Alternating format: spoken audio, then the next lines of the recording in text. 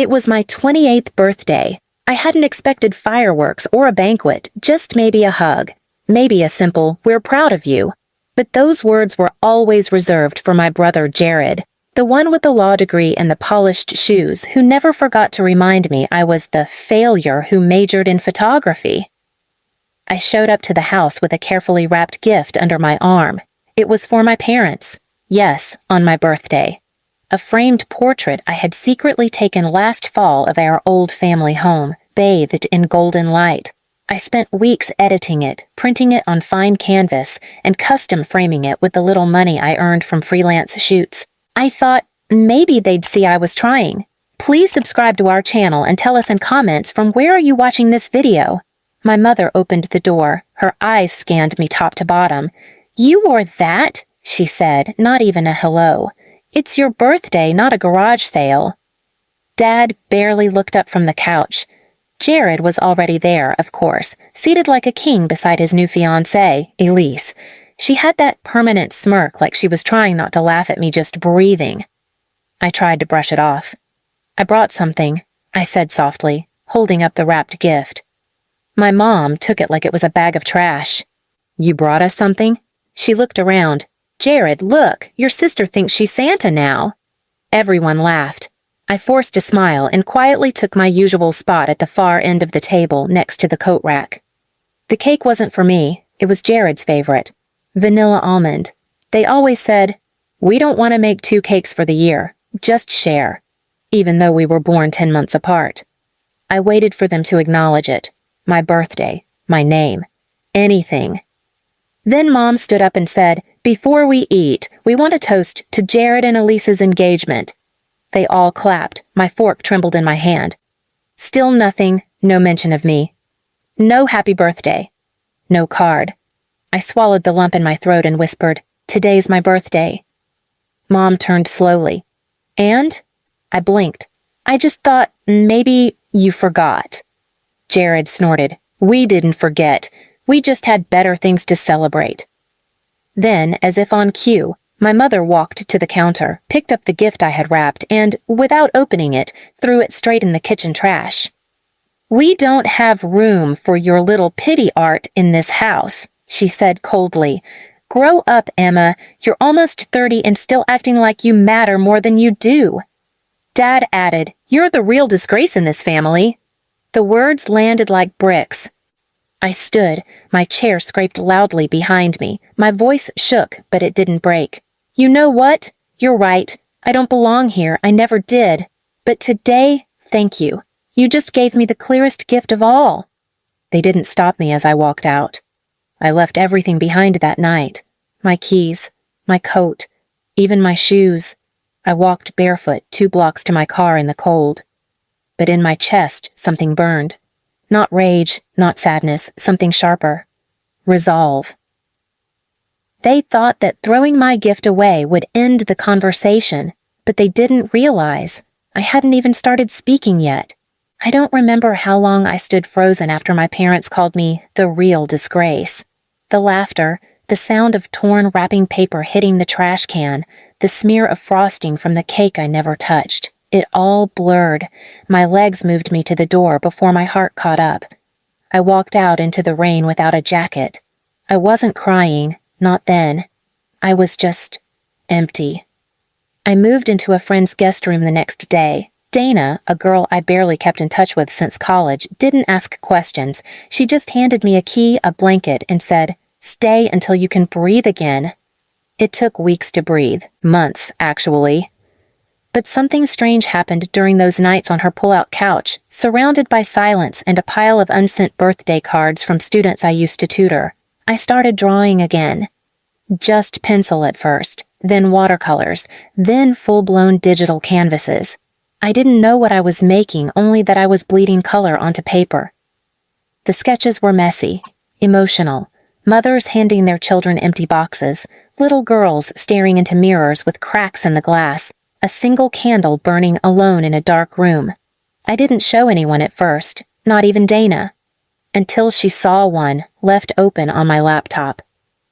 She didn't say anything at first, just sat beside me quietly, then whispered, "You have to show people this. You have to." That night, she posted one anonymously on a subreddit called Rage Art. The comments exploded. "Whoever made this understands what it feels like to be invisible. This is what trauma looks like. Who is the artist? I need more." She told them my name was E. That was it. A week later, a curator messaged her asking if E had more work. I sent in 5 pieces. I got an offer for a digital showcase. By the end of the month, I had 30,000 followers. I was still teaching part-time, still struggling with rent, still eating leftover toast crusts and instant noodles. But something in me had changed. I wasn't trying to win my parents' approval anymore. I was letting the pain speak for itself. And people were listening? The turning point came when a woman named Dr. Alexis Rowan reached out. She ran a nonprofit gallery in Chicago that focused on artists from abusive or neglected families. She said, "Your work doesn't just hurt, it heals, and we want to help you heal more people." She flew me out, put me up in a hotel, gave me my first studio space. I launched my first exhibition in February. The title? Confetti and Silence. Every piece was drawn from my memories. My 9th birthday when Dad never came home. My 13th when my gift was a self-help book about emotional immaturity. My 21st when my cake was cut before I even entered the room. But the final piece? That was new. A watercolor of a woman holding her own gift in the rain. Alone, but smiling, just barely. The exhibit went viral. People cried in the gallery. One woman said, "You painted my childhood." Another left a note. "I haven't spoken to my parents in 10 years. Thank you for reminding me I'm not broken." But the most unexpected response came through email, a name I hadn't seen in years. Mr. Halverson, my high school art teacher. He wrote, "I always knew you'd become something they couldn't take credit for." He attached a photo of an old sketch I gave him in senior year, a drawing of a girl holding a candle in a storm. Underneath it, he added, "Still burns." I wept for hours. By spring, I was earning enough to stop teaching. I started a mentorship program for young artists who grew up feeling unwanted. We called it Giftless, because not every child gets a gift, but every child is one. Then came the nomination. An anonymous recommendation for the Gold Brush Legacy Grant, a $500,000 endowment given to an artist who used personal trauma to uplift others. I was one of the finalists. The interview was live-streamed. They asked me where my inspiration came from. I looked straight at the camera and said, "From a gift thrown in the trash, and the girl who picked it back up." That line trended on social media. #gift in the trash, #birthday revenge. Guess who saw it? My mother. She called me for the first time in 2 years. I didn't answer. She left a voicemail. "We saw the video. You didn't have to paint us as monsters. You were always sensitive. But your father and I still love you, even if you don't remember it right." Then another. "Your brother wants to meet you. He's getting married, wants to reconcile." And a third. "There's going to be a dinner, just family. Come if you want to talk face to face." At first I deleted the messages. Then I paused. Not because I missed them, but because I realized my story wasn't finished yet. And I wasn't going back to apologize. I was going back to remind them what a real gift looks like. I didn't wear black to the family dinner. I wore red. Not bright red, not angry red. A deep, confident crimson, the color of quiet fire. The dinner was at the same house I grew up in. Same creaky floorboards, same chipped front steps my father never fixed, but it didn't feel like home anymore. It felt like the final chapter of a book I'd outgrown. I walked in 15 minutes late. My mother's face stiffened when she saw me. Dad barely looked up from his phone. My brother Andrew, the golden boy with his polished shoes and fake empathy, stood up like he was the peacemaker. Hey, we're all here now," he smiled. "Let's eat like a family." Family. The word scraped against my skin. They had a spot for me. Unlike my birthday, I didn't sit. I stood behind the chair and looked at them in the eyes.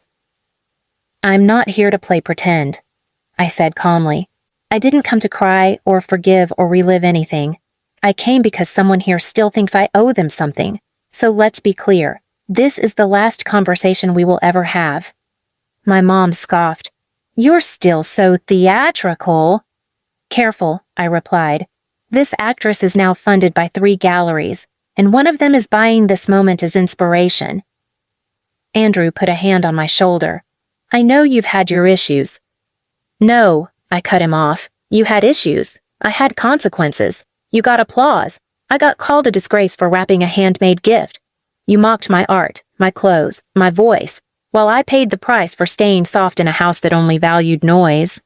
I took a folder from my bag, dropped it on the table. They all stared. "What's this?" Dad asked finally. "Proof," I said, "of everything I've built. Every investment, every grant, every licensing contract, and proof that I bought this house 3 days ago."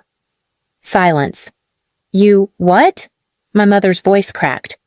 "I bought it from Mr. Russo," I said, referring to their landlord. "He offered it to me when I mentioned I wanted to invest in a space that meant something, and now I own it. Every nail, every screw, every room." Dad stood up red-faced. "You can't do this." "Oh, but I can. You have 30 days to move out." Andrew looked stunned. "Where are they supposed to go?" "That's not my problem. I've spent 28 years solving problems that weren't mine." Mom's voice trembled. "You don't have to be cruel." "I'm not being cruel. I'm being fair. You taught me what cruelty was when you threw my only gift in the trash. This is what balance looks like." She reached for the folder. "You came here to humiliate us?" "No.